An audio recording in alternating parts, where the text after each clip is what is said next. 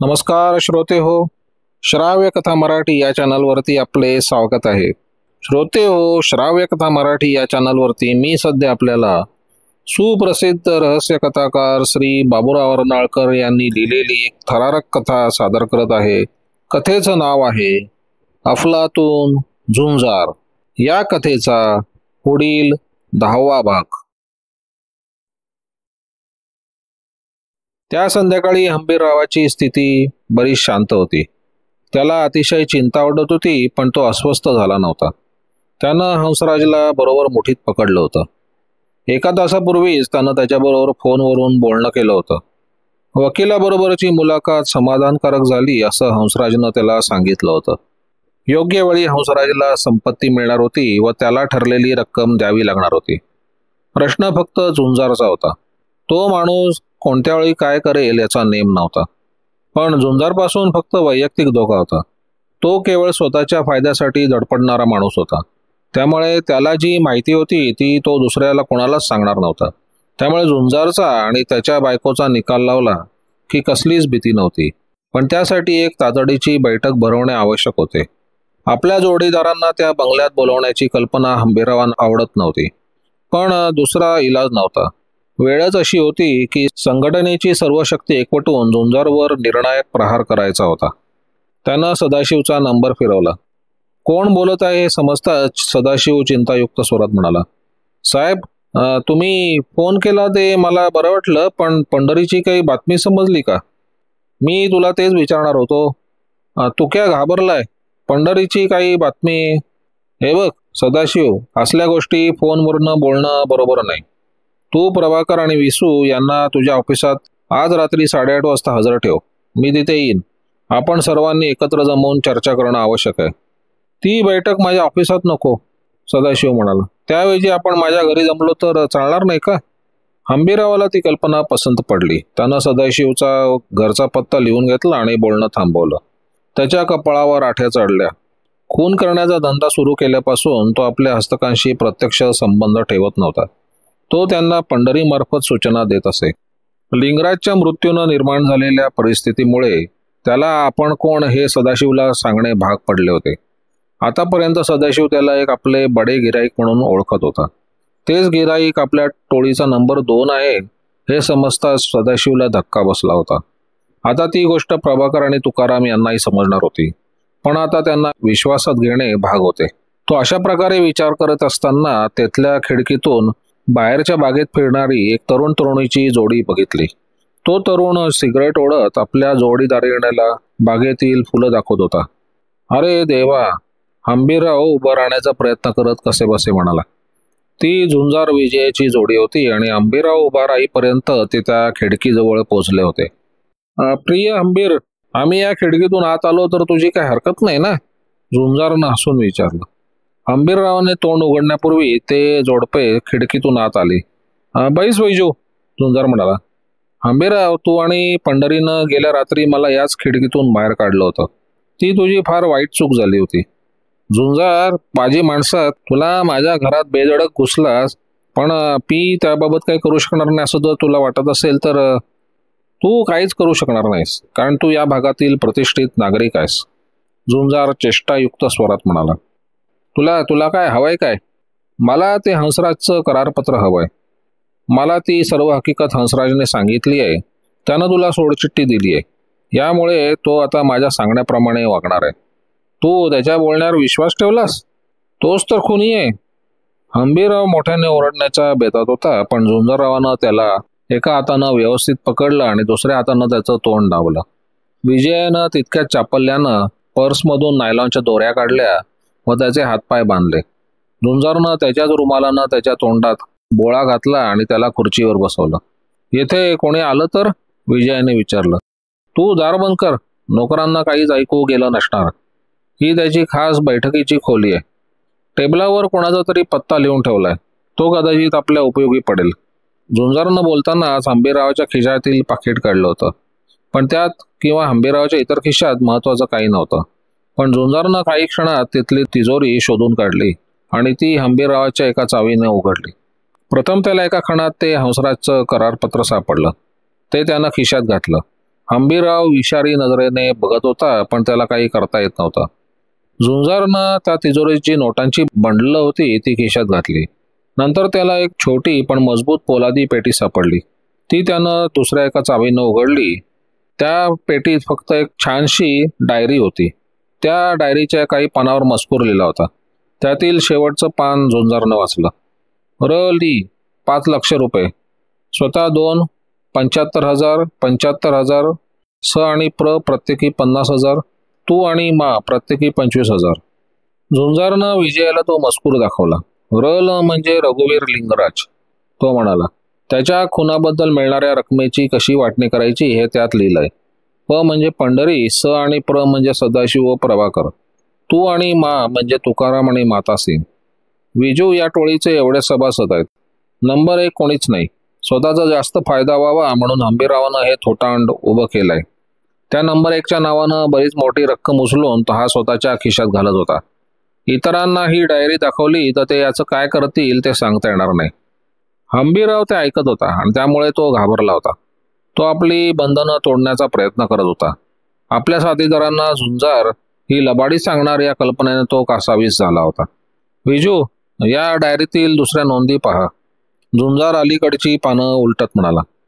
त्या वारेगावकरांच्या खुनाबद्दल 3 लाख मिळाले.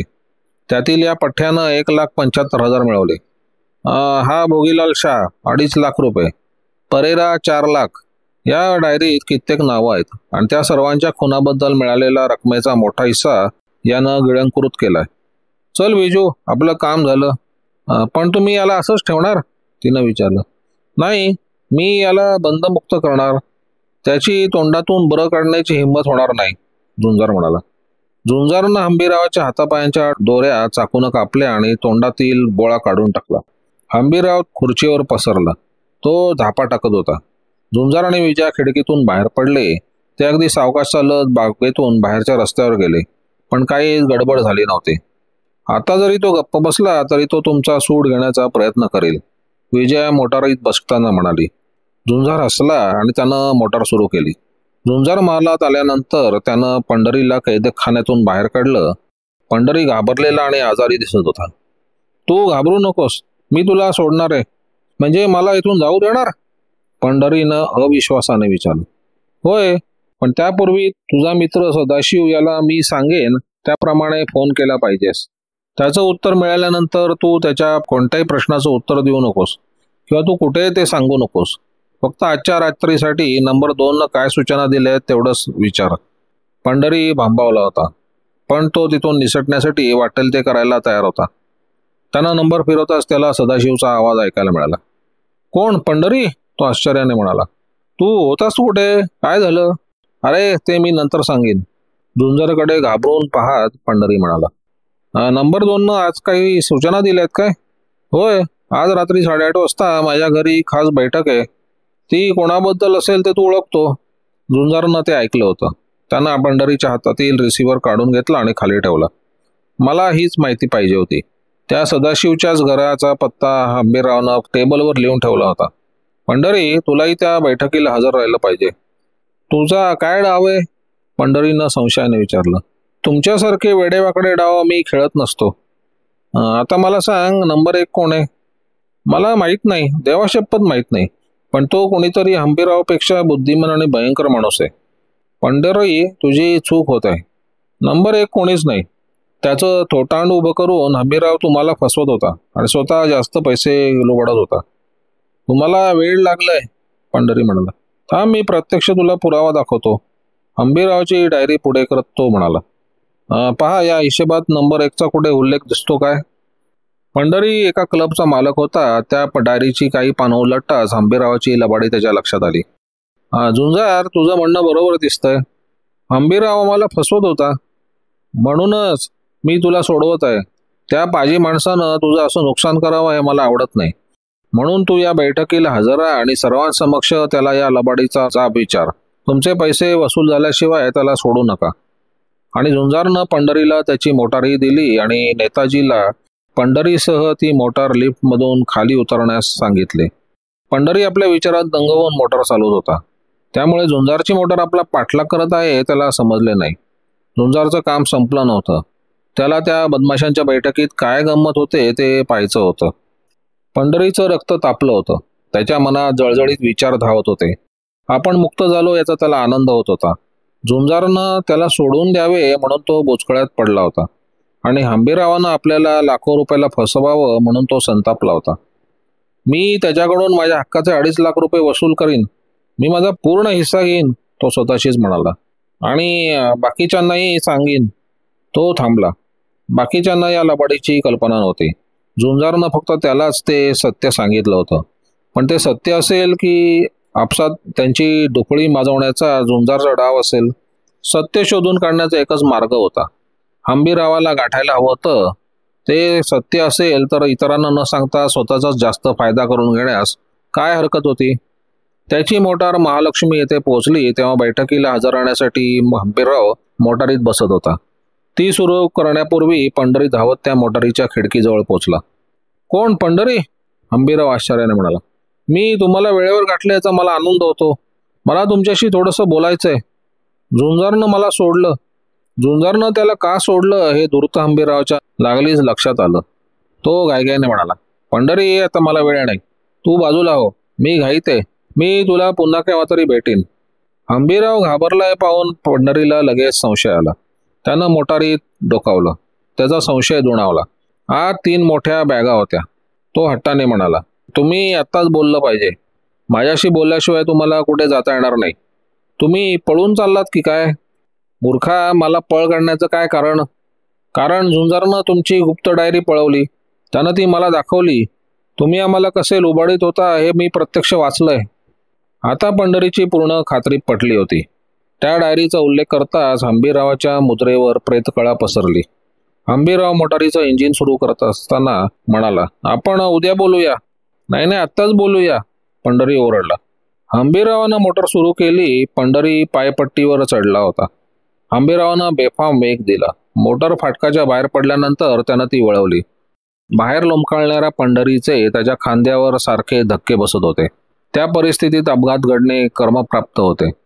स्वतःच्या प्राणासाठी तोल सावरण्याचा प्रयत्न करणाऱ्या पंढरीचा जोराचा धक्का बसून स्टीअरिंग व्हीलवरील हंबीररावाचा हात निसटला आणि बेफाम धावणारी मोटार रस्ता ओलांडून पलीकडच्या फुटपाथवरून त्यातल्या भिंतीवर जाऊन जोरात आदळली. सुदैवानं त्या रस्त्यावर कोणी नव्हतं. फारच थोड्या लोकांनी तो भयंकर अपघात बघितला. ती मोटार भिंत फोडून आत घुसली होती आणि नंतर उलटली होती. दार उघडले जाऊन एक माणूस बाहेर फेकला होता. त्याच्या अंगावर 3 बॅगा आदळल्या होत्या. त्या अत्यंत सुंदर आणि मौल्यवान मोटारीचा चुराडा झाला होता. ज्या 3 माणसांनी तो प्रकार जवळून बघितला त्यात एक पोलीस होता. त्यानं तत्परतेने हालचाल केली आणि पाठीमागून आलेली मोटार थांबवली. साहेब, तुम्ही हा अपघात बघितला का? हो, मी जवळच होतो. आपलं नाव सांगाल का? माझं नाव झुंजार, त्या मोटारीत बसलेला तरुण म्हणाला. झुंजारला थांबायला सांगून पोलीस अपघात झालेल्या मोटारीकडे गेला. झुंजार शांतपणे सिगरेट ओढत विचित्र दैवगतीबद्दल विचार करत होता. त्या अपघातात हंबीरराव आणि पंढरी दोघे ठार झाले होते. पोलिसांना तशी खात्री केल्यानंतर झुंजारचं नाव पत्ता लिहून घेतला आणि त्याला तिथून जाण्याची परवानगी दिली. जरी पंढरीला दिलेल्या माहितीमुळे तो प्रकार घडला असला तरी झुंजार त्या अपघाताबद्दल स्वतःला जबाबदार समजत नव्हता. तो सरळ प्रभात हॉटेलात जाऊन हंसराजला भेटला. हंसराज, मी तुम्हाला आवडेल अशी एक बातमी आणली आहे. पण आधी तुम्ही हे तुमचे करारपत्र घ्या आणि ते बरोबर असल्याची खात्री झाल्यानंतर जाळून टाका. हंसराजनं तत्परतेने लायटरने ते करारपत्र वाचून जाळून टाकले. नंतर सुटकेचा निश्वास सोडत तो म्हणाला, झुंजाराव, तुम्ही जादूगार आहात काय? तुम्हाला हे करारपत्र हंबीररावाकडून इतक्या त्वरेने कसे मिळवता आले? हे झुंजार तंत्र आहे. आता तुम्हाला हंबीररावाची भीती बाळगण्याचं कारण नाही.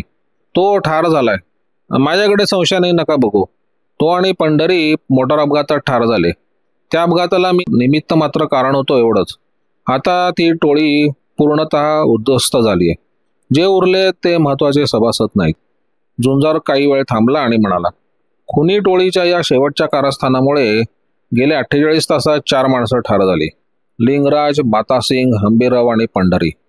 तुम्हाला संपत्ती मिळाल्यानंतर 5 लाख रुपये मला द्यावे लागतील. आता तुम्ही केव्हाही झुंजार मला देऊ शकता. झुंजारनं त्या 5 लाखाचं आपण काय करणार हे सांगितलं तेव्हा हंसराज खुश झाला आणि त्यानं झुंजारचे पुन्हा पुन्हा आभार मानले. झुंजार घरी परतला तेव्हा त्याला थोडा धक्का देण्यासाठी तेथे आनंदराव हजर होते. मी तुझीच वाट बघत होतो.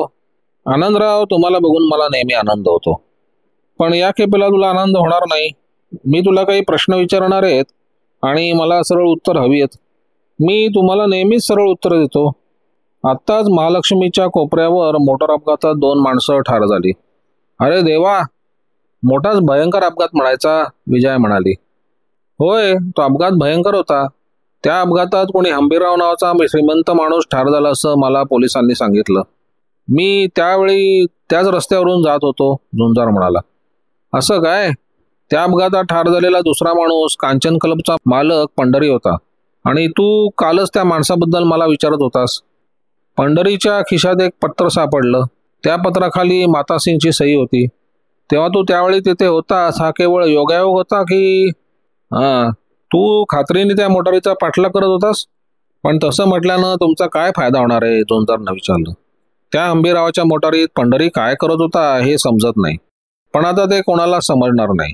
मी पंढरीचा पाठलाग करीत होतो खरं आहे, पण त्यानं आपली मोटार हंबीररावाच्या आवारात उभी केली होती. मला वाटतं त्या दोघांचं भांडण झालं असावं, त्यामुळे तो अपघात घडला. पण तू पंढरीचा पाठलाग का करत होतास? लिंगराजच्या मृत्यूपासून मला त्या माणसाबद्दल कुतूहल वाटत होतं. मला वाटतं लिंगराज त्याचे बरेच पैसे देणे लागत असावा. ते मिळेना तेव्हा पंढरीनं त्या मातासिंगला त्याच्या शेजारच्या जागेत राहायला पाठवलं. कोणत्या हेतूनं? झुंजारकडे संशयाने पाहत आनंदरावाने विचारलं. ते मला कसं समजणार? बहुधा लिंगराजवर नजर ठेवण्यासाठी असणार. त्या रात्री लिंगराज खूप दारू प्यायला असताना मातासिंग त्याला भेटायला गेला. त्यांचं भांडण झालं आणि मातासिंगनं त्याला खिडकीतून खाली ढकललं. त्यानं तसं हेतुपूर्वक केलं की तो अपघात होता हे कधीच कोणाला समजणार नाही. पंढरी जिवंत नाही. तुम्ही निष्कारण माझ्या संबंधी काहीतरी गैरसमज करून घेऊ नका. आनंदरावांचे समाधान झाले नव्हते, पण तेथे थांबण्यात अर्थ नव्हता, त्यामुळे ते निघून गेले. विजू, आता आनंदराव काही करू शकणार नाही. लिंगराज अपघाताने मेला असाच करोनर चौकशीत निर्णय देणार, झुंजार म्हणाला.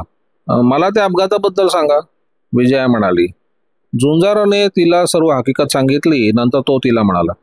माझ्या मते हे प्रकरण समाप्त झालंय. या कपट नाटकातील मुख्य पात्र ठार झाली आहेत. प्रभाकर, सदाशिव, तुकाराम निसटले तर त्यांना महत्व नाही. मला भरपूर कमिशन वसूल करता आलं. हंबीररावाच्या तिजोरीतून बरेच पैसे मिळाले. पंढरीची तर सर्व कमाई मिळाली. त्याशिवाय हंसराजकडून 2.5 लाख रुपये मिळणार आहेत, ते वेगळेच. होय, तुम्हाला बरीच रक्कम लाटता आली, विजया म्हणाली. आता आपण डॉक्टर कोठारेंच्या हॉस्पिटलमध्ये जाऊन छायेची चौकशी करूया. नंतर एखादा छानदार पिक्चर बघू. तुझी कल्पना एकदम पसंत आहे. कोकेन बंद झाल्यामुळे तिची चर्या उतरली असणार, पण तुला पाहताच तिला आनंद होईल, विजया मिस्किल स्वरात म्हणाली. तुम्ही बरोबर असताना ती माझ्याकडे कशाला पाहिल?